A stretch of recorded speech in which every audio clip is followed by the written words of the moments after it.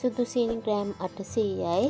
පොල් ගෙඩි දෙකක පොල් ගාලා අරගෙන තියෙනවා ග්‍රෑම් 675ක්. කැමති වර්ණකයක් ගන්න පුළුවන් යාළුවා. මම අරගෙන තියෙන්නේ කොළ පාට එක. ඊළඟට වැනිලා. ඊළඟට බටර් ග්‍රෑම් 35යි. මේ විදිහට ඔයාලා මේක 30කට හරි ලෑල්ලකට හරි බටර් හරි තෙල් හරි ගාගෙන මේ විදිහට හදාගන්න. ඊළඟට ලිපේ තියෙන භාජනයට සීනි ටික දාලා මේ විදිහට වතුර කෝප්පයක් එකතු කරලා මේ සීනි ටික හොඳට දිය කරගනිමු. උතුරනකම් මේ විදිහට සැරින් සැරේ හැඳි ගන්න. මේකේ හොඳට මේ විදිහට බුබුලු එනකම් ඔයාලා හැඳි ගන්න. ඉතින් මේ විදිහට බුබුලු වෙන වෙලාවට ඔයාලට වැනිලා එකතු කරන්න පුළුවන්.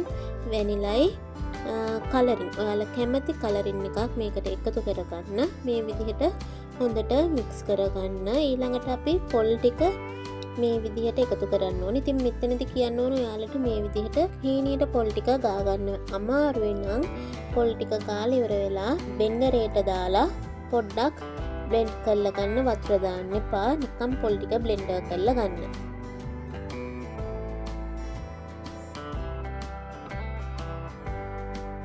උඩු දදා මේ විදිහට හොඳට ඝන වීගෙන එනකොට අපේ බටර් ටිකත් එකතු කරගන්න පුළුවන්. ඉතින් දැන් ඔයාලට පේනවා ඇති මේක හොඳට ඝන වෙලා ඇවිල්ලා තියෙනවා. ඉතින් මේකට සාමාන්‍ය පැය භාගයක් වගේ යනවා හැදෙන්න. පොල් ටික දැම්මයින් පස්සේ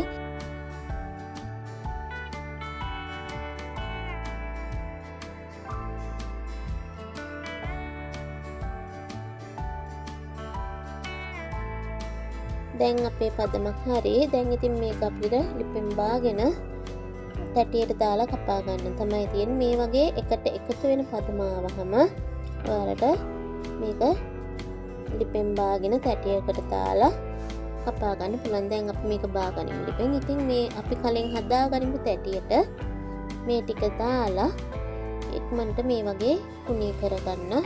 කෙසෙල් කොලයකින් හරි ඔයාලට පහසු විදියකට අතට කුරු දෙයකින් මේ විදිහට තුනී කරගෙන ටිකක් නිවෙන්න තියලා මේ වගේ කෑලි කපා ගන්න.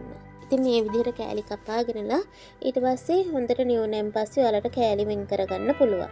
ඔයාලා කැමති ප්‍රමාණයකට කෑලි කපා ගන්න. ඉතින් මේ විදිහට නිවෙන්න තියන්න. තියලා ඊට පස්සේ කෑලි වෙන් කරගන්න තියෙනවා.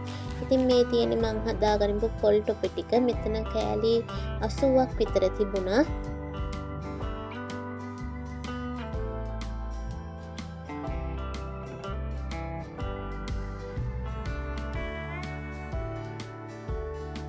ඉතින් මේ තමයි මං හදාගනිමු පොල් ටොපි. හරිම සොෆ්ට් හයිය නැහැ.